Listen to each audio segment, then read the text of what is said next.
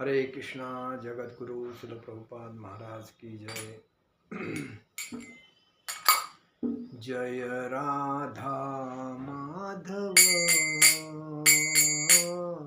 कुंज बिहारी। जय राधा माधव कुंज बिहारी।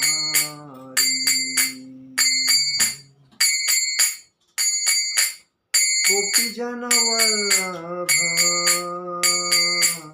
गिरिवरधारी। यशोदानंदन ब्रज जन रंजन। यशोदानंदन ब्रज जन रंजन। यमुना तीरावनचारी। यमुना तीरावनचारी। जय राधा माधव कुंज विहारी। हरे कृष्णा कृष्ण कृष्ण हरे हरे, हरे राम राम राम हरे हरे। हरे कृष्णा कृष्ण कृष्ण हरे हरे, हरे राम राम राम हरे हरे। जय ओम विष्णुपाद परमहंस परिव्राजक आचार्य अष्टोत्तर शतशिष्य ऐसे भक्ति वेदांत स्वामी श्री प्रभुपाद महाराज की जय। अनंत कोटि वैष्णव आचार्य श्री हरिदास ठाकुर की जय। प्रेम से कहो श्री कृष्ण चैतन्य प्रभु नित्यानंद श्री अद्वैत गदाधर शिवासादि गौर भक्तवृंद की जय। श्री राधा कृष्ण गोपीनाथ श्याम कुंड राधा कुंड गिरि गोवर्धन की जय। वृंदावन धाम की जय, मथुरा धाम की जय, बद्रीनाथ धाम की जय, द्वारकाधीश धाम की जय। हरिनाम संकीर्तन की जय, तुलसी महारानी की जय, गंगा मई की जय, यमुना मई की जय। हरिनाम संकीर्तन की जय, समवेद भक्तवृंद की जय, समवेद भक्तवृंद की जय, समवेद भक्तवृंद की जय। श्री गुरु गौरांग की जय। ओमज्ञानतिमिरान्धस्य ज्ञानाञ्जनशलाकया चक्षुरुन्मीलितं तस्मै श्री गुरुवे नमः। श्री चैतन्य मनोभीष्टं स्थापितेन भूतले स्वयं रूपकदामहं ददाति स्वपदान्तिकं वन्देह श्री गुरु वैष्णवं। श्री रूप सागर जात सहगण रघुनाथान्वितं जीवं साद्वैत सावधूत परिजन कृष्ण चैतन्य देव श्री राधा कृष्ण पादान सहगण ललिता विशाखान्वितांच। जय श्री कृष्ण चैतन्य प्रभु नित्यानंद श्री अद्वैत गदाधर शिवासादि गौर भक्तवृंद। हरे कृष्ण कृष्ण कृष्ण हरे हरे, हरे राम राम राम हरे हरे। आज हम लोग श्री चैतन्य चरितामृत के ऊपर चर्चा करेंगे। त्वाशील रूप चरिते परम प्रकुष्टे सत्वेन सात्विकतया प्रबलैव शास्त्रे प्रख्यात दैव परमार्थ विधामथेच्छ नैवासुर प्रभुतया प्रभवन्ति बोधुमाम। हे प्रभु, जो लोग आसुरी वृत्तियों से प्रभावित है वे आपकी अनुभूति नहीं कर सकते। यद्यपि आप अपने महान कार्यों, रूपों, चरित्र तथा सामान्य शक्ति के कारण स्पष्ट रूप से सर्वश्रेष्ठ है, जिनकी पुष्टि सभी सात्विक शास्त्रों और दिव्य प्रकृति वाले विख्यात आध्यात्मवादियों द्वारा होती है। तात्पर्य में श्रील प्रभुपाद जी लिखते हैं, यह श्लोक रामानुजाचार्य के गुरु श्री यामुनाजाचार्य, रामानुजाचार्य के गुरु कौन? यामुनाजाचार्य कृत सूत्र रत्न 12 से है। प्रामाणिक शास्त्रों में कृष्ण के दिव्य कार्य, लक्षण, स्वरूप, गुण आदि का वर्णन रहता है और विश्व के सर्वाधिक प्रामाणिक शास्त्र भगवद गीता में स्वयं भगवान कृष्ण पूर्ण पुरुषोत्तम भगवान श्री कृष्ण अपना वर्णन करते हैं। विश्व का सर्वाधिक प्रामाणिक शास्त्र अगर कौन है तो वो है भगवत गीता, और उस भगवत गीता में पूरे वेदों का ज्ञान सभी कुछ उसके अंदर दिया है।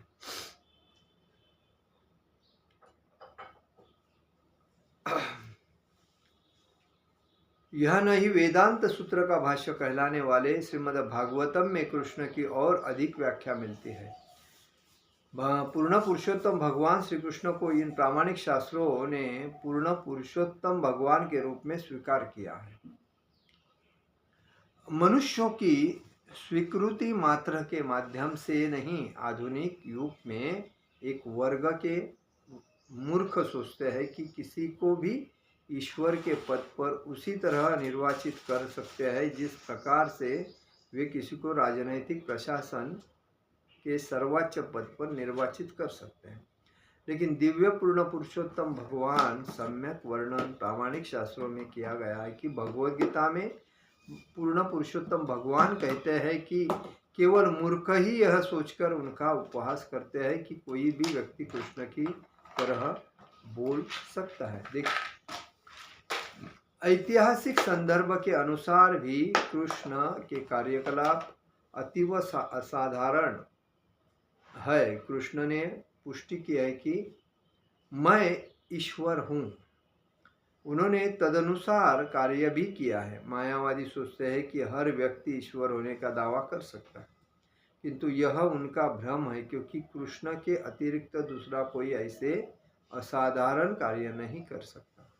जब वे अपनी माता की गोद में शिशु थे तब उन्होंने पुतना राक्षसी का वध किया। तत्पश्चात उन्होंने तृणावर्त, वत्सासुर तथा बक नामक राक्षसों का वध किया। जब वे कुछ बड़े हुए तब उन्होंने अघासुर, ऋषभासुर को मार डाला। अतएव ईश्वर प्रारंभ से ही ईश्वर होते हैं। ये ध्यान करने से कोई ईश्वर नहीं बन सकता। ऐसा विचार हास्यास्पद है। भले ही कोई कठिन प्रयास से ईश्वरीय प्रकृति का अनुभव कर ले, किंतु वह ईश्वर कभी नहीं बन पाएगा। जो असुर यह सोचते हैं कि कोई भी ईश्वर बन सकता है, वे निंदनीय हैं। प्रामाणिक शास्त्रों की रचना व्यासदेव, नारद, असित तथा पराशर जैसे महापुरुषों द्वारा की गई है, जो साधारण मनुष्य, साधारण पुरुष नहीं है। वैदिक जीवन शैली के समस्त अनुयायियों ने इन विख्यात पुरुषों को स्वीकार किया है, जिनके प्रामाणिक शास्त्र वैदिक साहित्य के अनुरूप है। फिर भी असुर उनके कथनों पर विश्वास नहीं करते, जानबूझकर पूर्ण पुरुषोत्तम भगवान तथा उनके भक्तों का विरोध करते हैं। आजकल सामान्य व्यक्तियों को तथाकथित ईश्वर अवतार के रूप में कुछ मनमाने शब्दों को लिख कर देने का और अन्य साधारण व्यक्तियों द्वारा उसे प्रामाणिक मान लेने की रुचि चल पड़ी है।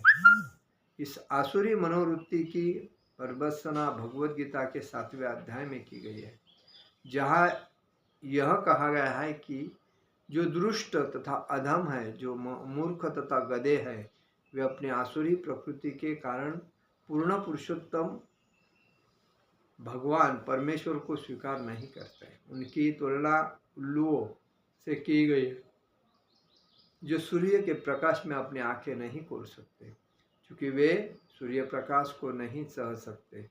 अतएव वे अपने आप को सूर्य से छिपाते फिरते हैं और कभी उनका दर्शन नहीं करते। उन्हें विश्वास ही नहीं होता कि ऐसा कोई प्रकाश है भी।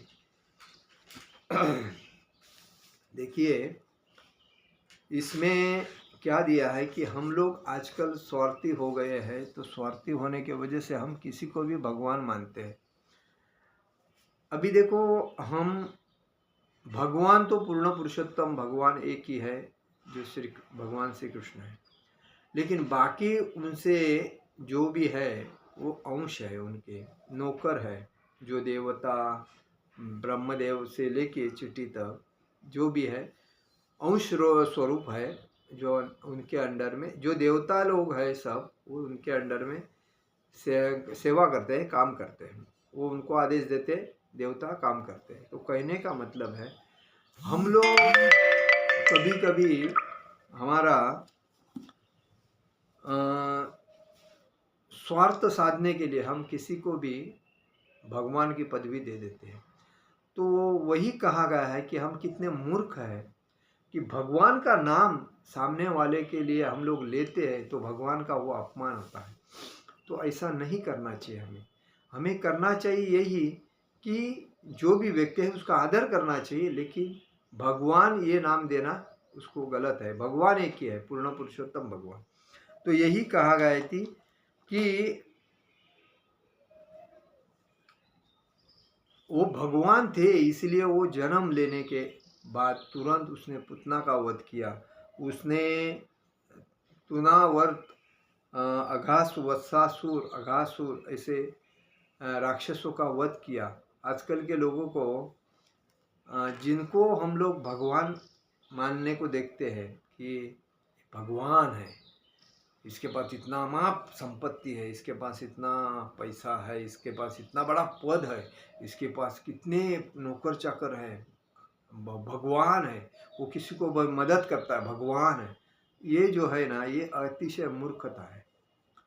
हमें किसी को ये उपमा देना ही नहीं चाहिए भगवान की।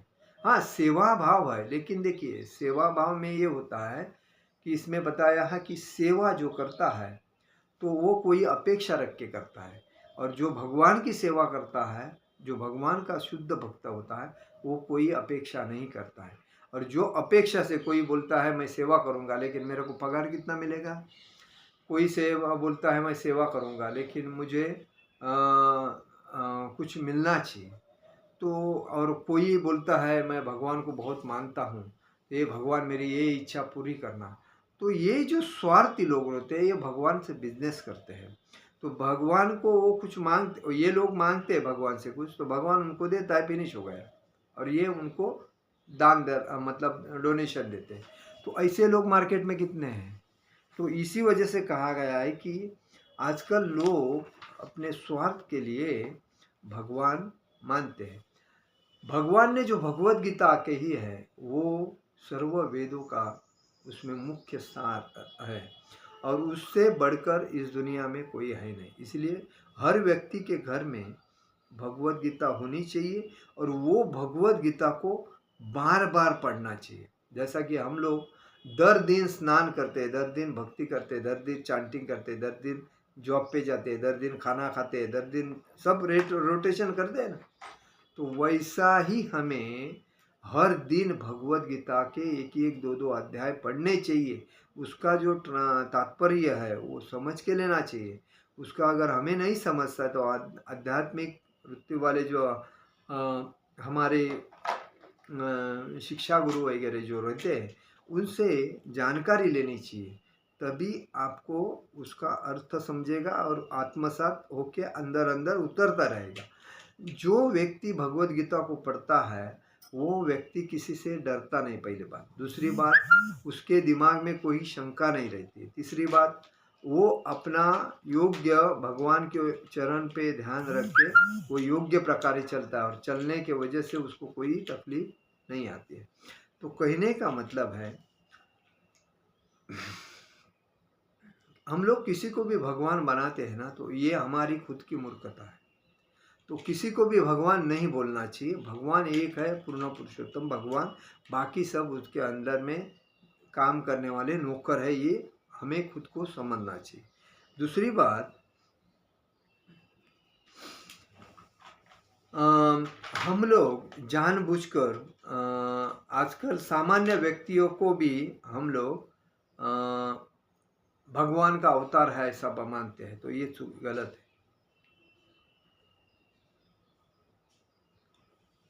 भगवान की जो भक्ति करते हैं वो शुद्ध भक्त होने, जैसा कि भक्ति में एक कनिष्ठ भक्त होता है, एक उत्तम भक्त, मध्यम भक्त होता है, और एक उत्तम भक्त होता है। तो ये लेवल में कनिष्ठ जो भक्त होते हैं, नए नए लोग आते हैं और भक्तों के संग में रह के भक्ति सीखते हैं, सीखने के बाद थोड़ा थोड़ा टाइम निकाल के चांटिंग करते हैं और उसके बाद में आहिस्ता आहिस्ता आते हैं।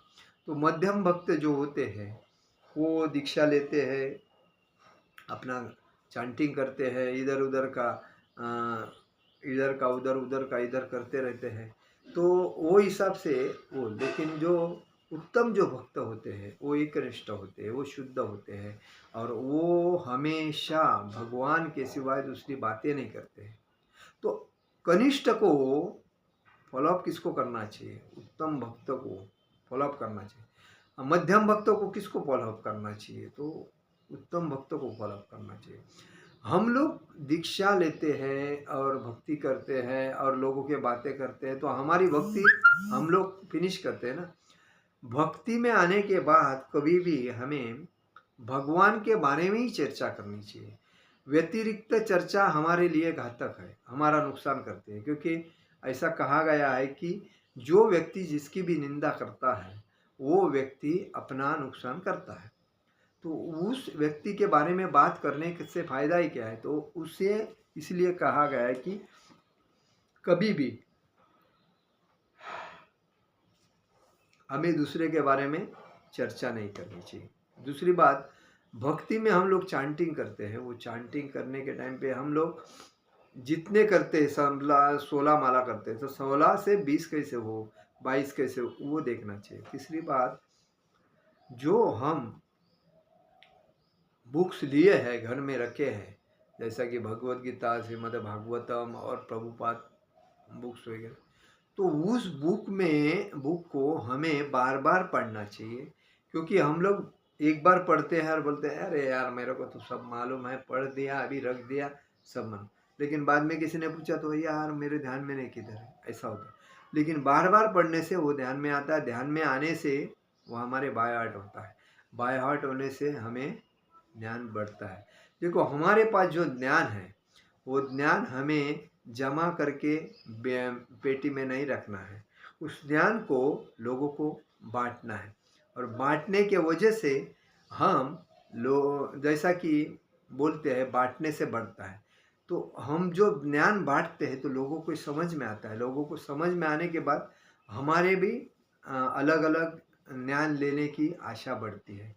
और तो वो हिसाब से हमें एक समझना चाहिए, कोई भी व्यक्ति है, ज्ञान हमें बांटना चाहिए। तो यही कहा गया है कि जो मूर्ख तथा गधे हैं वे अपनी आसुरी प्रकृति के कारण पूर्ण पुरुषोत्तम भगवान परमेश्वर को स्वीकार नहीं करते हैं। जो देखिए भगवान श्री कृष्ण की भक्ति जो नहीं करते हैं उनको सीधा गधे और मूर्ख की उपमा क्यों दिया है? क्योंकि उनको स्वार्थ रहता है, क्योंकि वो भोले बाबा की भक्ति करेंगे, जो अपना फायदा करके देगा उसकी भक्ति करेंगे। लेकिन भगवान पूर्ण पुरुषोत्तम भगवान श्री कृष्ण की भक्ति करने के लिए उनको वो बोलेंगे मेरे पास टाइम नहीं है, क्योंकि भगवान श्री कृष्ण की जो भक्ति करते हैं वो हमेशा ज्ञानी होते हैं, सत्वगुणी होते हैं। और जो भोले बाबा शिव जी की भक्ति करते हैं, ब्रह्मा जी की भक्ति करते हैं, अज्ञानी होते हैं और ज़्यादा मायावादी मतलब तमोगुण वाले होते हैं, रजतमोगुण वाले। तो कहने का मतलब यह है भगवान की भक्ति करने से हम एक सूर्य प्रकाश की तरह चमकते हैं। और इधर उल्लू का उदाहरण क्यों दिया है? जो उल्लू होता है, उल्लू एक पक्षी है, जो उल्लू है उसको प्रकाश ज़्यादा सह नहीं जाता है, वो अंधेरे में अपना काम करता है। जैसा कोई जिसको दिन का जो तकलीफ होता है वो देखो दिन में आंखें बंद करके चलते हैं, क्योंकि सूर्य को देख नहीं सकते न, वो प्रकाश उसको नहीं जम सकता। ऐसे लोग भी समाज में। तो हमें अगर शुद्ध होना है, पारदर्शक होना है, एकनिष्ठ होना है भक्ति में, तो हमें क्या करना चाहिए?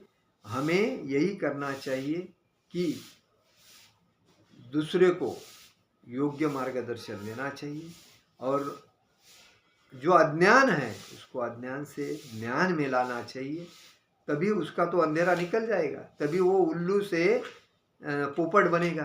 बराबर। पोपट देखो बिंदास सूर्य प्रकाश में घूमता रहता है, क्योंकि उसने, लेकिन उल्लू वो क्या कर रहता है, वो सूर्य प्रकाश को देख नहीं सकता है।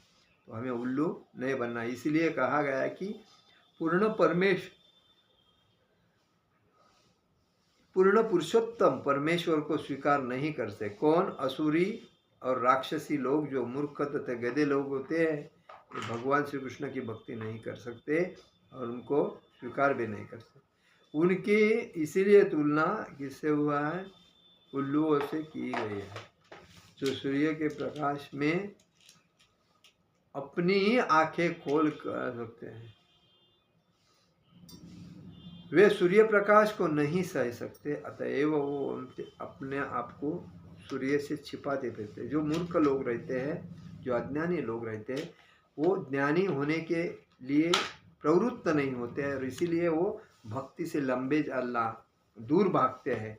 किसी ने अगर उनको बताया कि आ जाओ मंदिर में चलो, भगवान के दर्शन करो, थोड़ा प्रसाद ग्रहण करो और हमारे साथ वापस आ जाओ, नहीं नहीं अभी मेरे को टाइम नहीं, मेरे को बहुत काम है, तो ये मूर्ख लोग होते हैं। आसुरी मतलब मूर्ख और आसुरी लोग होते हैं, क्योंकि जानबूझ के वो लोग अपने को अज्ञान में रखना चाहते हैं, ज्ञानी बनना नहीं चाहते। और इसीलिए कहा गया है कि भगवान एक है, भगवान अनेक नहीं है, देवता अनेक है। तो इसीलिए हमें कभी भी किसी को भी भगवान की उपमा नहीं देनी चाहिए और दूसरे का अच्छा करके छोड़ना चाहिए, दूसरे की लालच नहीं रखनी चाहिए। कभी भी हम लोग लालच में कोई काम करते हैं ना, तो हमारा उससे दुगना नुकसान होता है। तो फायदा करके दूसरे का फायदा करो, छोड़ दो, अपेक्षा मत करो। इसलिए भगवान बोलते हैं कोई भी काम करना है यहाँ तो काम करना चाहिए, अपेक्षा नहीं रखना चाहिए, क्योंकि टाइम मूल्यवान है। क्योंकि टाइम कभी भी वापिस आता नहीं, कितने भी आज इतने दिन चले गए, वापिस आ सकते हैं? नहीं आ सकते हैं। तो इसीलिए हमें टाइम को ज़्यादा डिमांड देना चाहिए, टाइम को वैल्यू देना चाहिए। और इस बेसिस पे आज कहा गया है कि ये शास्त्र का जो ज्ञान है वो कहाँ से चलते आए? भगवान ने किसको कहा? ब्रह्मदेव से कहा। ब्रह्मदेव ने किससे कहा? नारद जी से कहा। नारद जी ने किससे कहा? व्यासदेव से कहा। और व्यासदेव ने असित तथा पराशर जैसे महापुरुषों द्वारा भी ज्ञान कहा। और जो साधारण पुरुष नहीं है, वही वैदिक जीवन शैली के समस्त अनुयायियों ने इन विख्यात पुरुषों को स्वीकार किया है, जिनके प्रामाणिक शास्त्र वैदिक साहित्य के अनुरूप है। फिर भी असुर उनके कथनों पर विश्वास नहीं करते और जानबूझकर पूर्ण पुरुषोत्तम भगवान तथा उनके भक्तों का विरोध करते हैं। तो आजकल लोग समाज में जानबूझकर भक्तों को तकलीफ देने वाले बहुत है। इसलिए भक्त ने दृढ़ होके, एकनिष्ठ होके, श्रद्धा भक्ति से अपनी भक्ति को बढ़ाना चाहिए। कोई कुछ बोलता है उधर ध्यान नहीं देना चाहिए। हमें भक्ति में आगे बढ़ना है, बाकी किस में आगे नहीं बढ़ना है। इसलिए बोलते हैं हरे कृष्ण कृष्ण कृष्ण हरे हरे, हरे राम राम राम हरे हरे। जगत गुरु शिल प्रभुपाद महाराज की जय। परम पूज्य लोकनाथ स्वामी महाराज की जय। निताई गौर प्रेमानंदे हरि हरि बोल।